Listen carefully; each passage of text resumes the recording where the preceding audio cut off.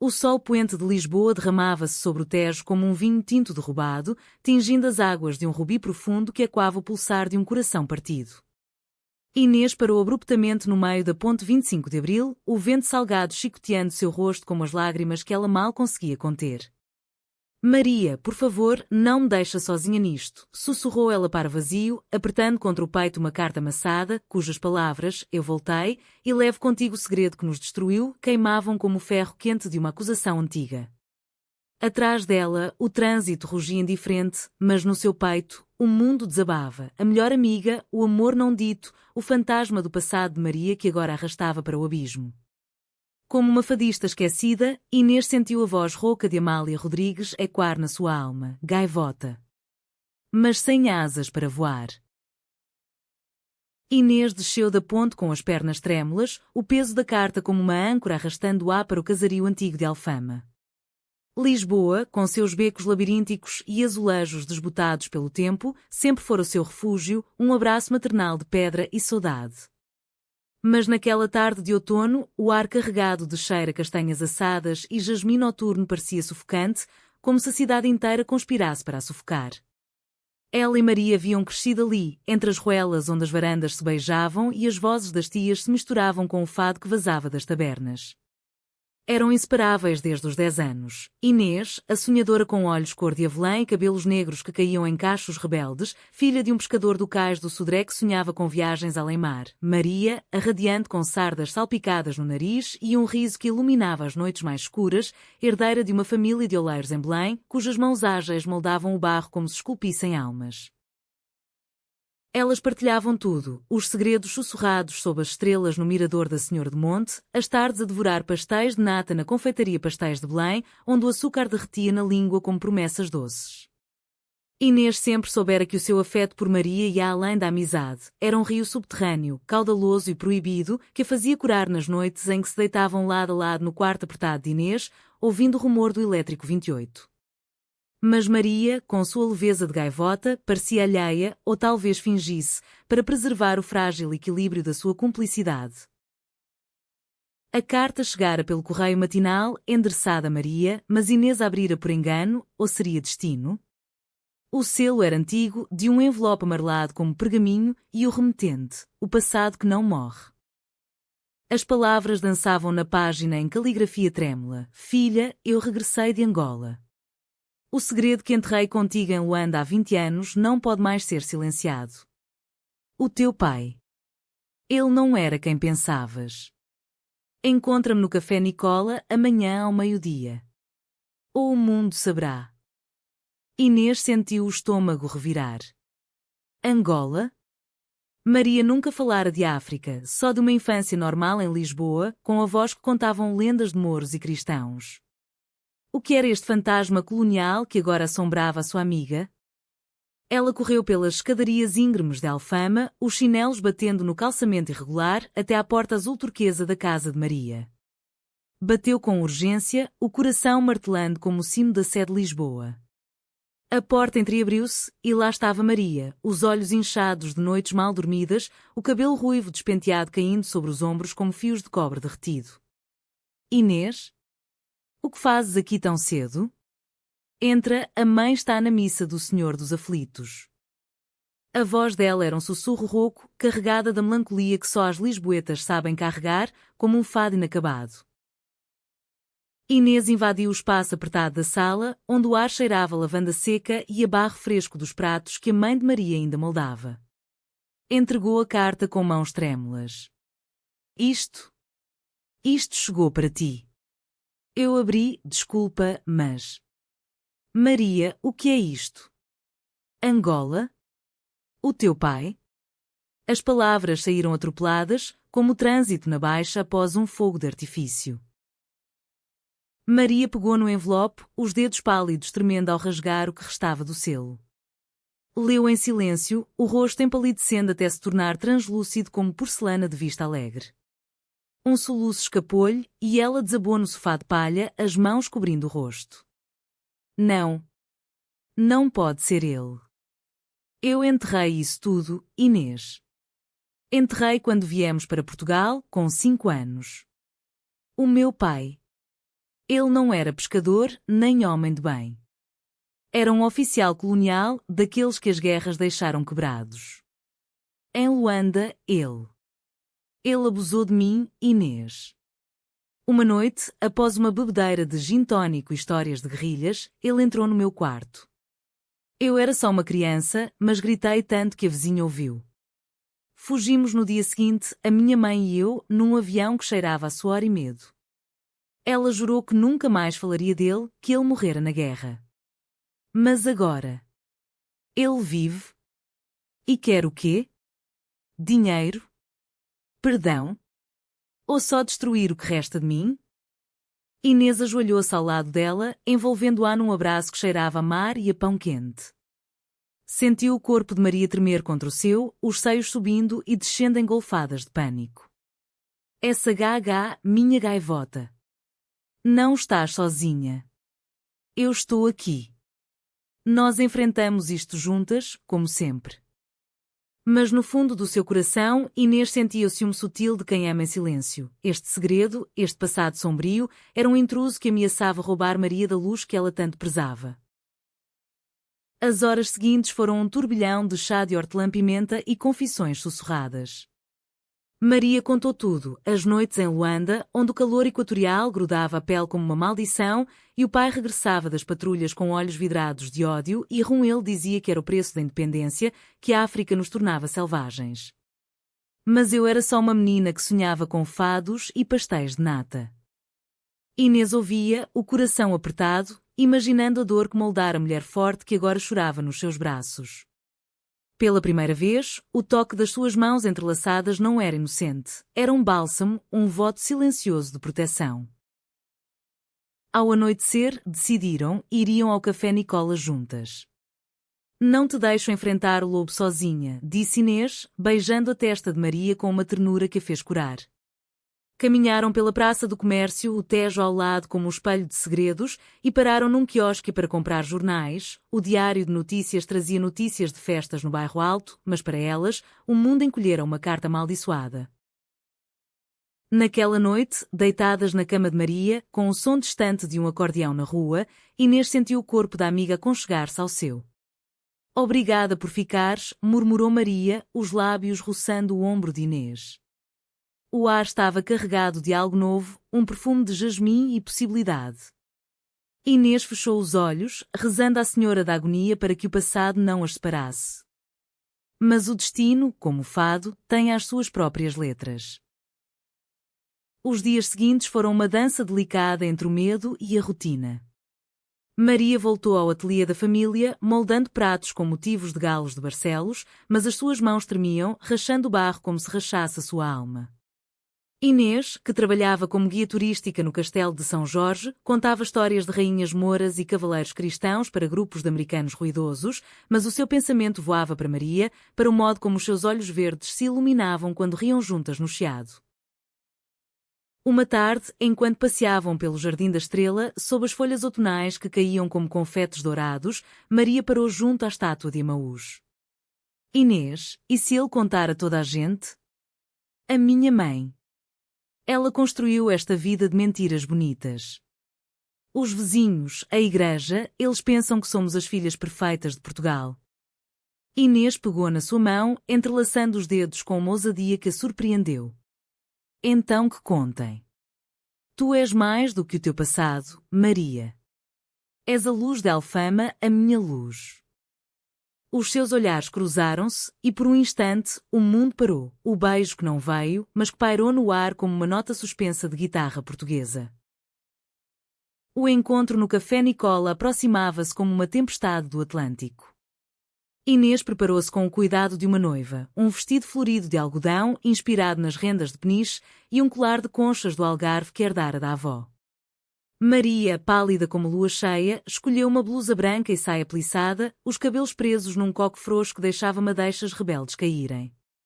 Se ele me magoar, promete que me levas para longe? Para o Douro, onde as vinhas nos curam, pediu ela, a voz trêmula. Chegaram cedo, o café com o seu ar de 800, mesas de mármore e o aroma de bica e pastéis de bacalhau.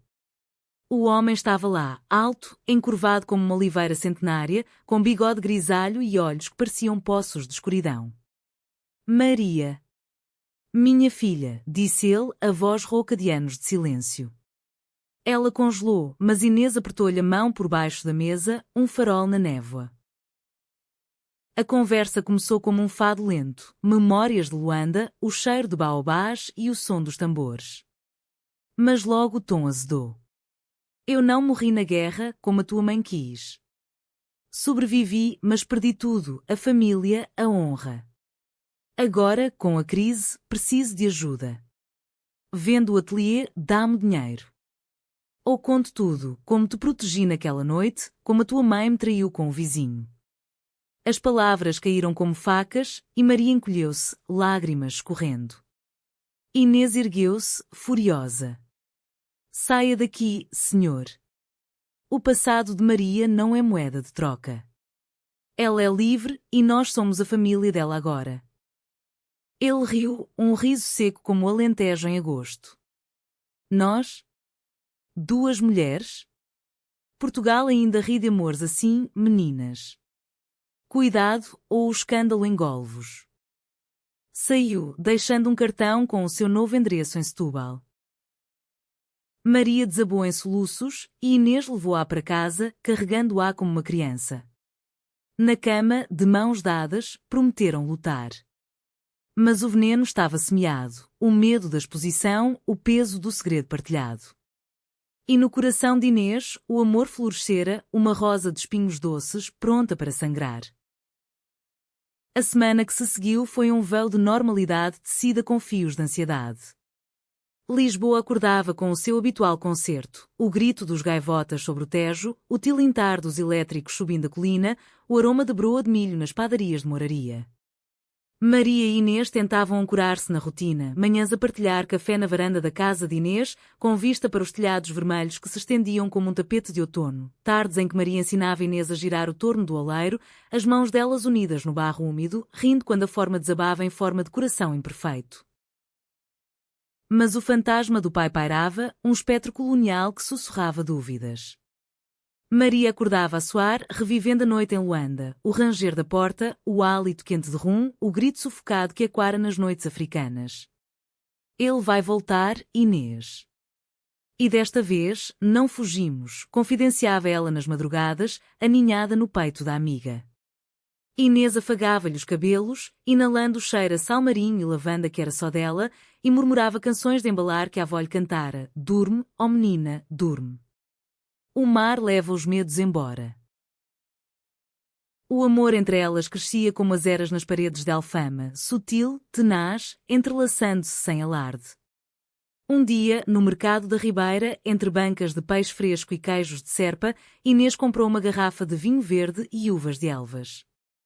Para celebrar nós, disse, piscando o olho. Sentaram-se no areal de carcavelos ao pôr do sol, os pés na areia fria, brindando a amizade que se transmutava em algo mais profundo.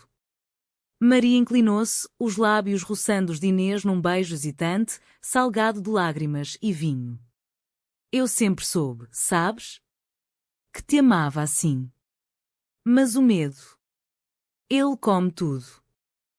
Inês correspondeu, um fogo lento acendendo no peito, como as fogueiras de São João em junho. Então deixa-me ser o teu escudo, minha Maria. Juntas, somos invencíveis. A mãe de Maria, Dona Rosa, notou a mudança. Com seus cabelos grisalhos presos em lenço de linho e mãos calejadas de décadas no barro, ela era o pilar da família, viúva aparente, devota da Irmandade da Misericórdia, que organizava procissões na Semana Santa. Vocês duas estão mais coladas que conchas na rocha, comentou uma noite, servindo sopa de cação com coentros. Maria corou, mas Inês sorriu, desafiadora. É o que as amigas fazem, Dona Rosa. Cuidam umas das outras. A idosa assentiu, os olhos sábios de quem vira guerras e exílios, mas um franzir de sobrolhos traiu a preocupação. Em Portugal, amores como o delas ainda dançavam na corda bamba da tradição católica, entre bênçãos sussurradas e olhares reprovadores. O conflito irrompeu numa carta segunda, entregue por um mensageiro anónimo à porta do ateliê. Se não me pagares 5.000 euros até ao fim do mês, mando isto para o Correio da Manhã. Filha de oleiro revela abuso colonial e o seu pecado com a melhor amiga. Anexada, uma fotografia antiga, Maria criança, ao colo do pai em Luanda, o sorriso inocente contrastando com o olhar predatório dele. Inês rasgou o papel, furiosa. Ele é um abutre, Maria. Vamos à polícia. Mas Maria abanou a cabeça, os olhos nublados. E escândalo? A minha mãe perderia tudo, o ateliê, a reputação na paróquia. Não, eu. Eu vendo as joias da avó. Inês recusou-se. Em vez disso, planeou uma contraofensiva. Contactou um advogado amigo do pai, um homem de Setúbal com sotaque alentejano e coração de leão, que prometera investigar o passado do senhor. Enquanto esperavam, elas fugiram para um fim de semana no Douro, terra de vinhas em socalcos que pareciam escadarias para o céu. Alugaram uma quinta modesta em Pinhão, onde o rio serpenteava preguiçoso entre montes de uvas maduras. Ali, longe dos becos de Lisboa, o amor desabrochou sem pudores. Pelas manhãs, colhiam uvas com as mãos nuas, o sumo roxo manchando os dedos como beijos. Sentes? É a terra de Portugal a entrar em nós, ria Maria, lambendo o doce da pele de Inês. À noite, sentadas na varanda com copos de Porto Tawny, contavam histórias. Inês de lendas do mar, como a de Iracema que o avô pescador narrava, Maria de canções africanas que a mãe lhe ensinara em segredo, ritmos de semba que faziam os pés dançarem. Um anoitecer, sob um céu cravejado de estrelas, Maria confessou: eu te amo, Inês. Não como amiga, mas como se fosse o meu fado, melancólico, mas essencial.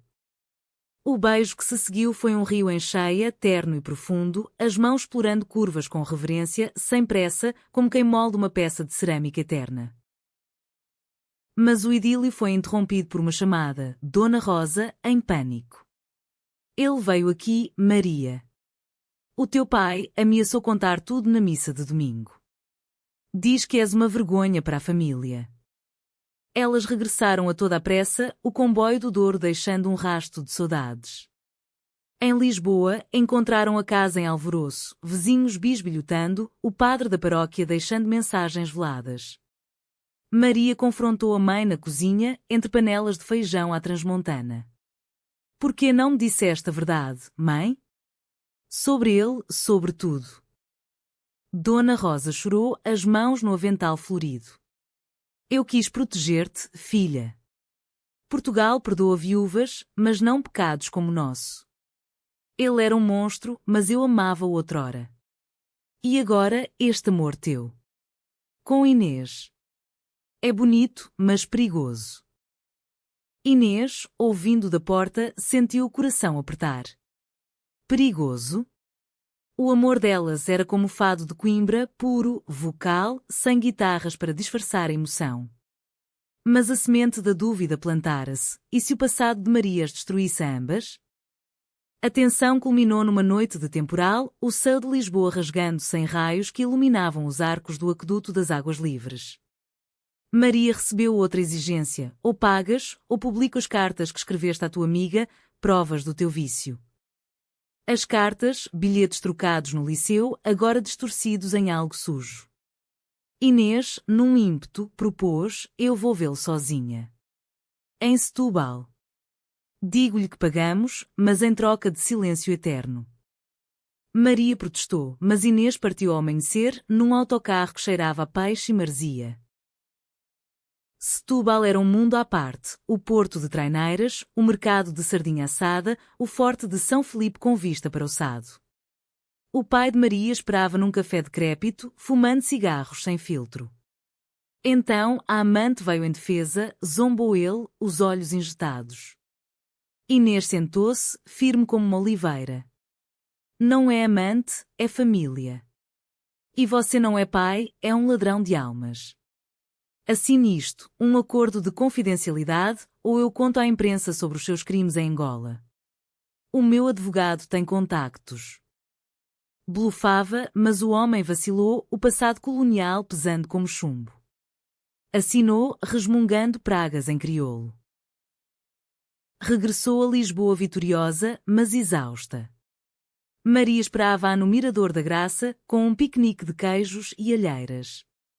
Tu és a minha heroína, disse, puxando-a para um abraço.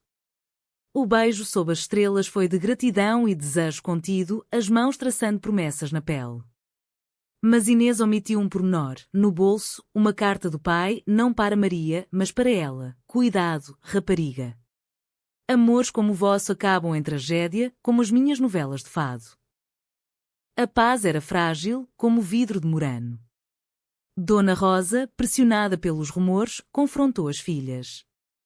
Eu amo-vos, mas isto. A igreja, a família. Vão julgar. Maria, pela primeira vez, ergueu a voz. Então que julguem, mãe. O meu passado é meu e o meu amor é puro. Inês sorriu, orgulhosa, mas no peito, a tempestade brewing. O inverno instalou-se em Lisboa como um manto de neblina, o Tejo embrulhado em vapores que subiam das águas frias, misturando-se ao fumo das chaminés nos bairros altos. As luzes de Natal piscavam na Avenida da Liberdade, mas para Inês e Maria a festa era uma máscara frágil. O acordo com o pai trouxera uma trégua, mas os sussurros na paróquia da Conceição Velha espalhavam-se como o cheiro de ameijoas a abelhão pato no mercado de Campo de Ourique, a filha do oleiro e a guia do castelo. Andam demasiado coladas. E aquele homem de Setúbal, quem será? Maria mergulhou no trabalho, criando peças inspiradas no trauma, pratos com motivos de gaivotas partidas, jarros que ecoavam formas de conchas quebradas. É a minha terapia, explicava a Inês, enquanto giravam o barro no ateliê, as mãos sujas de argila vermelha de Estremoz. Inês, por sua vez, guiava turistas com mais paixão, contando não só histórias de Afonso Henriques, mas de mulheres fortes como Leonor Teles, que desafiavam o destino. Nas noites, elas encontravam refúgio no bairro Alto, jantares em tasquinhas onde o vinho de colares fluía como confidências e danças lentas ao som de fado vadio, os corpos colados na penumbra, ignorando os olhares curiosos. O amor delas amadurecia como o vinho do Porto, encorpado, com notas de melancolia e doçura. Uma noite, após um concerto de Marisa no Coliseu dos Recreios, regressaram à casa de Inês de mãos dadas, o ar gelado mordendo as bochechas. Na sala aquecida por uma lareira de azulejos, com retratos da família piscando à luz das chamas, Maria desenrolou um lençol no chão. Vamos fingir que somos meninas de novo, sem fantasmas. Riram, bebendo Jaimlet com limão da Amadora, e acabaram deitadas, os rostos próximos, o fôlego misturando-se. Eu temo perder-te para este passado, confessou Inês, traçando o contorno do rosto de Maria com um dedo. Nunca, respondeu ela, selando a promessa com um beijo que era oração e fogo, as almas entrelaçando-se como as ruas de Alfama. Mas o conflito espreitava. Dona Rosa, atormentada pela culpa, revelou um segredo próprio numa tarde chuvosa, enquanto cozinhava um bacalhau à brás na cozinha apertada. Eu sabia do abuso, Maria. E não fiz nada na altura, o medo da guerra, da independência. Paralisa. Perdoa-me. As lágrimas caíram no azeite quente, chiando como confissões tardias. Maria perdoou, abraçando a mãe com uma ternura que curava feridas antigas, mas o laço familiar rachara. Nós três, tu, eu, Inês, somos a nossa família agora, disse, e Dona Rosa, surpreendendo-as, abençoou o amor delas com um terço antigo, murmurando uma Ave-Maria pela Senhora de Fátima.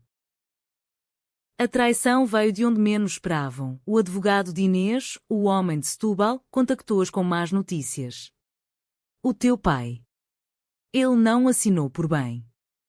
Mandou uma cópia do acordo para um jornal sensacionalista. Sai amanhã, escândalo em Lisboa, abuso colonial e amor proibido entre mulheres. O mundo desabou. Maria isolou-se no ateliê, esmigalhando peças inacabadas contra o chão, gritos e quando como lamentos de fadista. Inês correu para a redação do jornal, uma cave escura no chiado, suplicando ao editor: isto destrói vidas. É chantagem, não notícia. O homem, com charuto na boca sotaque madeirense, riu. Em Portugal, o povo adora dramas. Vende como pão quente. O artigo saiu, manchete gritante, fotos granuladas de Luanda antigas, insinuações sobre vícios modernos que faziam curar as beatas nas missas. Os vizinhos bateram à porta de Dona Rosa, cochichando pecado, vergonha. Maria fugiu para o castelo de São Jorge, subindo as muralhas ao entardecer, o vento uvando como lobos. Inês encontrou-a lá, encolhida contra uma torre, os olhos vermelhos. Acabou, Inês. Eles vão odiar-me. E tu? Tu mereces melhor que esta maldição. Inês ajoelhou-se na erva molhada, pegando no rosto dela com mãos firmes. Mereço-te a ti, Maria. O nosso amor não é maldição, é salvação. Lembra o fado, estranha forma de vida, mas é a nossa. Juntas, enfrentaram o furacão. Dona Rosa, em vez de se esconder, organizou uma missa de ação de graças na paróquia, convidando a comunidade para uma história de perdão e força. Poucos vieram, mas os que vieram ouviram Maria falar, voz trêmula mas resoluta. O passado magoa, mas não define. Eu sou de Lisboa, de barro e mar, e amo como o Tejo ama o oceano, sem fronteiras. Inês, ao lado, apertou-lhe a mão, o orgulho inchando no peito como uma onda. A reação foi mista. Alguns viraram as costas, murmurando ave-marias de repulsa, outros, mulheres de olhares cúmplices, aproximaram-se com abraços. Uma tia distante, de Coimbra, enviou uma carta. O amor verdadeiro é como o vinho verde, fresco, inesperado. Força, sobrinhas. Mas o pai, enfurecido pela exposição, ligou. Vês? Eu avisei. Agora pagas o dobro ou mandas cartas originais, aquelas onde confessas o teu amor à polícia. O CAO aproximava-se como São João, fogueiras altas, mas perigosas. Inês propôs um plano arriscado, confrontar o pai no forte de São Felipe, em Setúbal, com o advogado e um gravador escondido. Acabamos com isto de vez. Maria hesitou, o medo ancestral apertando o peito, mas o amor venceu. Partiram ao amanhecer, o comboio costeiro serpenteando ao lado do mar de inverno, ondas cinzentas batendo como tambores de guerra. No forte, o vento atlântico uvava através das ameias, o sado lá embaixo como uma serpente prateada. O pai esperava, encostado a uma parede de pedra, um copo de moscatel na mão. Vim reclamar o que é meu, rosnou. Inês ligou o gravador discretamente. O seu silêncio, em troca de nada. Você é o abusador, não vítima. Ele riu, mas o riso morreu quando Maria falou. Pai. Ou o que resta de si. Eu perdoei a mãe por te amar. Agora, perdoa-te a ti mesmo. Vai e leva o ódio contigo para Angola ou onde for. Ele vacilou, os olhos, pela primeira vez, suavizando-se em algo como remorso. Eu era um homem quebrado pela guerra. O MPLA, os tiros. Transformou-me num monstro.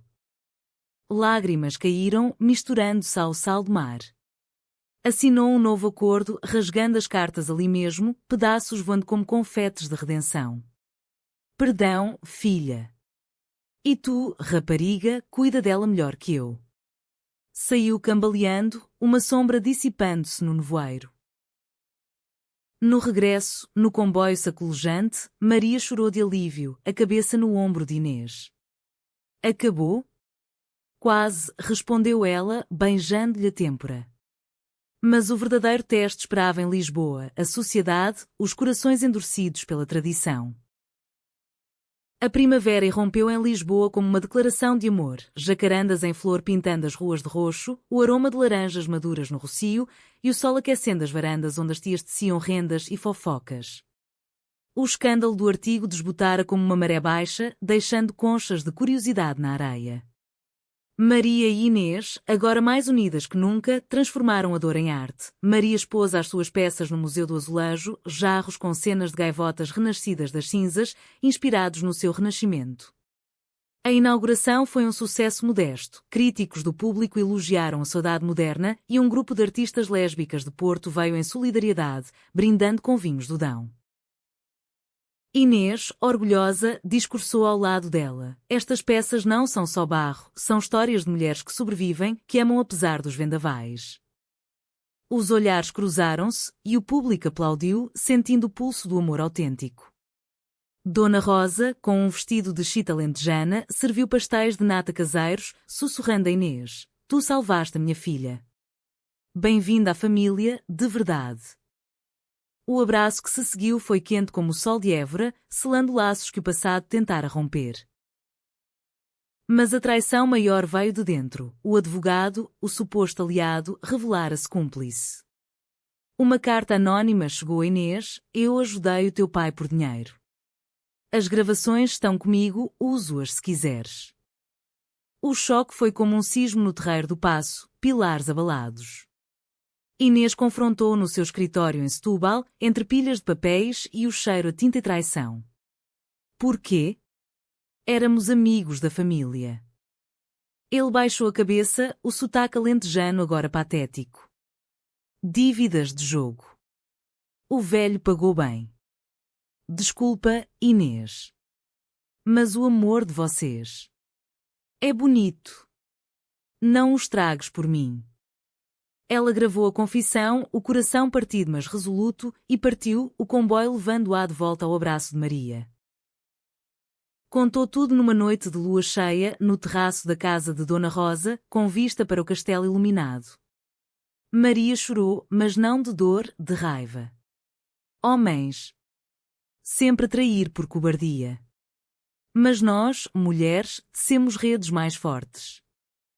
Decidiram processá-lo com um novo advogado, uma mulher de Braga com olhos de falcão e reputação de defender causas perdidas. O processo arrastou-se como um fado longo, audiências no Tribunal da Relação onde os juízes de toga negra ouviam histórias de abuso e chantagem com sobrancelhas franzidas. A mídia, agora aliada, cobriu com subtileza: Mulheres de Lisboa lutam por justiça, uma história de resiliência. Enquanto isso, o romance delas floresceu em recantos escondidos. Um piquenique no Parque Eduardo VII, com queijos de azeitão e morangos silvestres, passeios de barco no Tejo, onde o sol poente tingia as velas de âmbar, noites no Lux, dançando eletrónica misturada com sons de morna cabo-verdiana, os corpos suados colando-se em ritmos proibidos. Tu és o meu porto seguro, murmurava Maria, traçando corações na areia de Cascais. Inês respondia com beijos que sabiam amar e eternidade, as mãos entrelaçadas como raízes de sobreiro. O CAO Trau explodiu numa audiência pública. O pai de Maria, convocado como testemunha, apareceu embriagado, vomitando acusações. Ela mente. Eu era um herói colonial e esta união delas é contra Deus. O tribunal gelou, mas Maria ergueu-se, voz firme como o sino de Belém. Herói? Você destruiu a minha infância. E o meu amor com Inês? É a única coisa pura na minha vida, abençoada pelo mar, pela terra que nos viu nascer. Inês testemunhou em seguida, descrevendo o terror das cartas, o peso da traição. O juiz, um homem idoso de trás-os-montes com bigode farto, ouviu em silêncio e, no fim, condenou o pai à prisão suspensa e indenização e o advogado a desbaratamento. A vitória foi agridoce, flashes de câmaras no exterior, repórteres do Expresso pedindo detalhes do romance. Elas fugiram para o Alentejo, uma semana em Évora, entre sobreiros centenários e planícies infinitas. Ali, num cortijo de cortiça, sem eletricidade, só velas e estrelas, consumaram o seu amor em paz, não com pressa, mas com a lentidão de quem prova o vinho de Borba, saboreando cada nota. Para sempre, juraram, os corpos entrelaçados como vinhas. De regresso, a sociedade mudara sutilmente. Convites para palestras em associações LGBT de Faro, um artigo no Jornal de Letras sobre amores resilientes em Portugal. Dona Rosa organizou uma festa de família, primos de Viseu, tias de Aveiro, com leitão da bairrada e danças folclóricas. Ao amor que vence, brindou ela, e todos ergueram copos, mesmo os relutantes. Mas o passado sussurrava ainda, uma carta final do pai, da prisão: Perdão, Maria. Aprendi tarde, mas o fado ensina. Ela queimou-a no Tejo, cinzas flutuando como liberdades. O verão de 2025 abraçou Portugal com um calor que recordava as tardes de agosto no Algarve, sãos de cobalto, o zumbido de cigarras nos pomares de Sintra e o mar de Sagres rugindo promessas de aventura. Inês e Maria, agora símbolos discretos de resiliência, equilibravam a fama incipiente com a intimidade cotidiana. Maria expandiu o ateliê contratando aprendizes, jovens mulheres de bairros periféricos, ensinando-as não só o barro, mas a moldar a dor em beleza. Como eu fiz, dizia, sorrindo para Inês, que agora guiava tours temáticos, Mulheres de Portugal, de Leonor a nós. O amor delas era um rio maduro, discussões sobre o futuro, casar, adotar, misturadas a risos em feiras de espinho, onde comiam belgas quentes e dançavam ao som de concertinas. Uma noite, no Festival do Fado de Alfama, Maria subiu ao palco improvisado, cantando Meu Amor, Meu Fado com voz trêmula, dedicando a Inês. A multidão calou-se, sentindo a emoção crua, e aplaudiu de pé, lágrimas nos olhos. Inês, na primeira fila, sentiu o coração inchar, este era o seu hino. Mas o conflito renasceu das cinzas. Dona Rosa adoeceu, um cancro silencioso descoberto tarde, como um segredo mal guardado. No Hospital de Santa Maria, entre máquinas que bipavam como rezas mecânicas, a idosa confessou: Eu escondi mais do que o teu pai, Maria. Tinha um amor próprio, antes dele, uma mulher, em Luanda, uma enfermeira angolana. Perdi-a na guerra.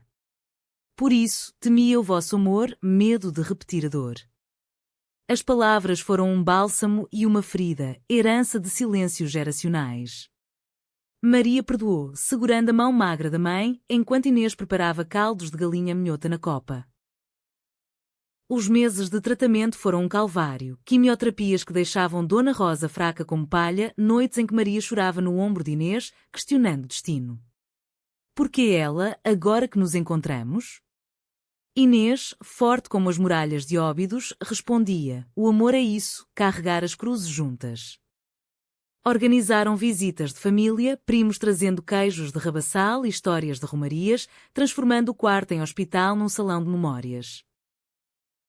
A traição final veio da comunidade. O padre da paróquia, outrora aliado, pregou um sermão velado sobre pecados modernos que atraem a ira divina, aludindo ao escândalo das oleiras. Rumores reacenderam, clientes do ateliê cancelando encomendas, vizinhos cruzando a rua. Maria, exausta, confrontou na sacristia o cheiro a incenso sufocante. Padre, o Senhor ensina amor, não ódio. O meu com Inês é bênção. Ele baixou os olhos, murmurando desculpas, mas o dano estava feito. Inês, num gesto de rebelião, organizou um piquenique comunitário no Jardim da Estrela, Festa da Resiliência, Mulheres de Lisboa. Convites espalhados nas redes, com azulejos digitais e fados gravados. Vieram poucas no início, mas o boca a boca trouxe multidões, artistas, ativistas de Coimbra, até turistas curiosos. Maria falou, voz rouca de emoção, o passado abala, mas o amor reconstrói. Como o Tejo, que leva os detritos para o mar. Dona Rosa, de cadeira de rodas, ergueu um copo de sumo de laranja, ao perdão e à família que escolhemos. O evento virou notícia positiva no DN, Lisboa celebra amor e cura. O CAO médico veio numa manhã de nevoeiro. Dona Rosa piorou, pedindo para ir para casa. Nos últimos dias, cercada por netas postiças, sobrinhas de Inês e o aroma de empadas de atum, ela partiu pacificamente, murmurando obrigada, minhas meninas. O funeral na Sé foi uma tapeçaria de dor e beleza, fado tocado por Ana Moura em pessoa, flores de jasmim de todo o país e um elógio de Maria que quebrou corações. Mãe, tu foste o meu primeiro amor e ensinaste-me a amar sem medo. O luto uniu-as mais, caminhadas no Monsanto, plantando oliveiras em memória, noites a ler poesia de Sofia de Mel Brainer, cujas palavras sobre o mar ecoavam a alma delas. Somos viúvas do passado, ria Maria, mas os beijos eram bálsamos, ternos e profundos. O outono regressou, tingindo Lisboa de ouro e âmbar, as folhas caindo como bênçãos tardias. Com a herança de Dona Rosa, o ateliê e uma casa em Belém, Maria e Inês sonharam em voz alta, expandir o negócio para workshops de cerâmica terapêutica, focados em sobreviventes de trauma. Um legado de cura, disse Inês, traçando planos num caderno com capa de cortiça. Maria assentiu, os olhos brilhando, e viagens, para Angola, um dia, para fechar o círculo. A sociedade, lenta como o Douro em cheia, começava a aceitar um casamento civil em 2026, sussurrado entre amigas no Chiado. Prepararam-se com rituais íntimos, vestidos de linho de Macau, anéis de prata com motivos de filigrana de Viana do Castelo. A cerimónia no cartório de Alcântara foi simples, testemunhas eram tias e artistas, mas o banquete no Tejo, com cataplana de marisco e fado ao vivo, foi uma festa de almas. Eu, Inês, tomo-te, Maria, na saúde e na saudade, jurou Inês, selando com um beijo que aplausos coroaram. O conflito residual veio numa carta de Angola. O pai, libertado, pedia perdão formal. Maria respondeu com uma peça de cerâmica, um galo de Barcelos renascido das cinzas, enviada sem palavras. Semanas depois, uma nota, obrigado. Encontrei paz no mato. Fechava-se o capítulo, humanamente. A vida seguiu, filhas adotivas um dia, talvez, meninas de olhos curiosos moldando barro com elas. Inês escreveu um livro, Gaivotas de Alfama, memórias entrelaçadas que viraram best-seller, financiando bolsas para artistas quer. Maria expôs em Paris, levando Inês para noites de Moulin Rouge misturado com fado. O final era humanamente perfeito, não sem cicatrizes, mas com graça. Numa varanda de Belém, ao pôr do sol, com pastéis quentes e o som do Tejo, Maria recostou-se em Inês. O passado abalou-nos, mas o amor reconstruiu. Inês sorriu, beijando-lhe a mão. E assim cantamos o nosso fado, feliz, eterno. O sol mergulhou no rio, prometendo amanheceres, e Lisboa, testemunha eterna, aplaudiu em silêncio.